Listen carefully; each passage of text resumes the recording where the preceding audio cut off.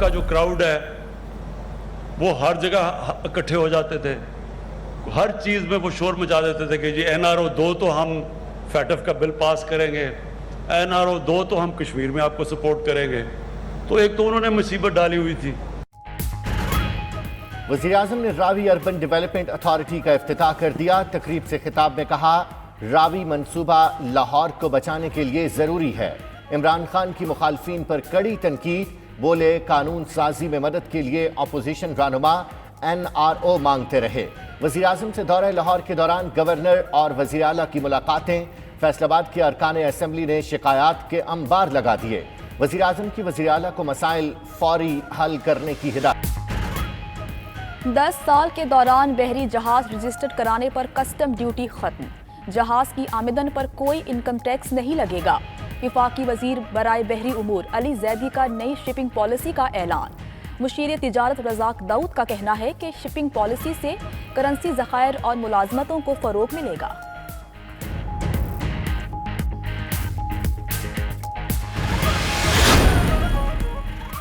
NAB نے مریم نواز کو طلبی کا نوٹس جاتی عمرہ بھجوا دیا. مسلم لیگ نون کی رہنما کو سوال نامہ ارسال ریکارڈ سمیت پیش ہونے کی ہدایت. نیب نے PTI کے 3 رہنماؤں کو بھی طلب کر لیا. MNA کرامت کھوکھر کو 13 اگست کا بلاوا. صوبائی وزیر مجید نیازی 19 اگست کو طلب. MPA غضنفر چھینا کی 17 اگست کو طلب. وزیراعظم عمران خان کا سری لنکن وزیراعظم مہندرا راجا پاکسے کو فون. پارٹی کو عام انتخابات میں فتح پر مبارکباد دی.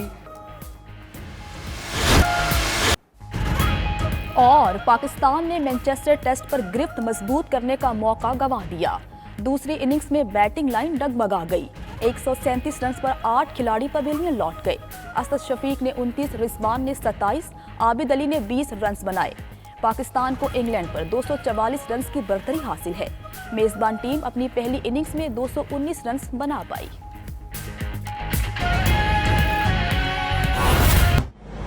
پولیس نے محنت کی, سب نے محنت کی, لیکن انسان کوشش کرتا ہے, کامیابی تو اللہ دیتا ہے. تو اللہ نے جب کامیابی دی ہے تو یہ ناشکری میں چلا جائے گا کہ اگر احتیاط نہ کریں. میں پہلے یہ کہنا تھا. اچھا جی, اب میں جب لاہور میں بڑا ہو رہا تھا, سب سے پہلے تو نلگے سے ہم لاہور کا پانی پیتے تھے. میٹھا پانی تھا, کبھی کچھ تصور بھی نہیں کرتا تھا کہ بوتل کا پانی چاہیے ہوگا. زمان پاک میں جب میں بڑا ہوا, صاف, کبھی پولوشن کا تصور ہی نہیں تھا. صاف آسمان ہوتا تھا, یعنی سردیوں کے ہم انتظار کرتے تھے کیونکہ سردیوں میں دھوپ میں بیٹھ کے مزہ آتا تھا. اور ایک صاف شہر تھا, اور ایک وہ شہر تھا جدھر باغات اور یہ بڑے بڑے ایریاز, ہرے گرین ایریاز تھے. ہوا کیا, جیسے جیسے ہماری آبادی بڑھتی گئی, لاہور بڑھتا گیا. زمان پاک جو شہر کے باہر تھا, ہم شہر کے سینٹر سے بھی اس طرف چلے گئے شہر کی طرف, جبکہ اتنی تیزی سے پھیل گیا. جو پولوشن تھی سردیوں میں, جو انسان دھوپ میں بیٹھ کے انجوائے کرتا تھا, وہ اب اتنی زیادہ وہ اوپر پولوشن ہوتی ہے کہ دھوپ ہی نہیں آتی. نومبر میں آپ دیکھیں کبھی آپ کو دھوپ ہی نہیں نظر آئے گی. اور جو پانی ہے وہ نیچے جاتا رہا, ہر 5 سال نیچے جاتا رہا, لیکن جو پچھلے 15 سال میں پانی نیچے گیا ہے, تقریباً میرے خیال میں 800 فٹ آج پانی نیچے چلا گیا لاہور کا. اور جو سیٹلمنٹ, ان پلانڈ سیٹلمنٹ ہے, آپ جہاز سے جب آتے ہیں پھیلتا جا رہا ہے لاہور, گرین ایریاز ختم ہوتے جا رہے ہیں. آگے فوڈ سیکیورٹی کا بڑا ایشو آئے گا. ابھی بھی ہمیں گندم کی, کبھی بھی نہیں ہوا کہ اتنی 2 سال مسلسل گندم کی کمی ہوئی ہے پاکستان میں. اس پر 1.5 ملین ٹن گندم کم ہوئی ہے. اس کی اور بھی وجوہات ہیں, ہمیں پروڈکٹیوٹی, ہماری سیڈز, وہ اور چیزوں پہ بھی کام کر رہے ہیں, لیکن ہمارے ایریاز کم ہوتے جا رہے ہیں. کاٹن پاکستان اتنی پروڈیوس کرتا تھا, وہ اب اور بات ہے کہ گنے وہاں لگنے شروع ہو گئے اور کاٹن ایریاز کم ہو گئے, اور اب امپورٹ کرنی پڑتی ہے پاکستان کو. لیکن بات میں یہ کہہ رہا ہوں کہ آہستہ آہستہ ہم نے دیکھا کہ وہ لاہور تبدیل ہوتا گیا، اور جو یہ راوی تھا، ہمیں سب کو بچپن میں یاد ہے کتنا بڑا دریا تھا، وہ اب سکڑ کے ایک سیوریج کا نالا بن چکا ہے۔ سردیوں میں تو سیوریج ہوتی ہے، وہاں بو آتی ہے دریا میں سے۔ آگے اگر آپ دیکھیں جس ریٹ پہ پاکستان کی آبادی بڑھ رہی ہے، یہ جو راوی پروجیکٹ ہے، یہ لاہور کو بچانے کے لیے، یہ اب یہ نہیں کہ ہم کوئی ایسا پروجیکٹ سوچ رہے ہیں کہ اگر یہ نہ بھی بنے تو کچھ نہیں ہو، یہ اب ناگزیر ہو گیا۔ لاہور کو اگر بچانا ہے تو یہ پروجیکٹ بننا ہے۔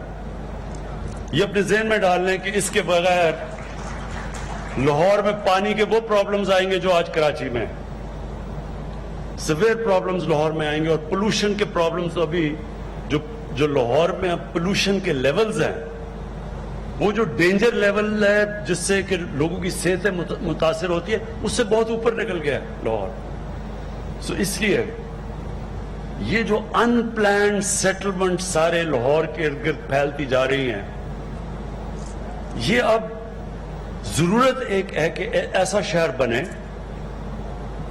جو ماڈرن سٹی ہو، جس میں ساری ماڈرن سٹی کی سب سہولیات بھی ہوں، جس کے اندر پلاننگ کر کے ہم اب یہ نہ کریں کہ شہر پھیلتے جائیں، کیونکہ یاد رکھیں جتنے شہر پھیلتا جاتا ہے آپ ان کو پہنچا ہی نہیں سکتے، آپ کو اتنا خرچہ آ جاتا ہے ان کو گیس اور بجلی پہنچانا۔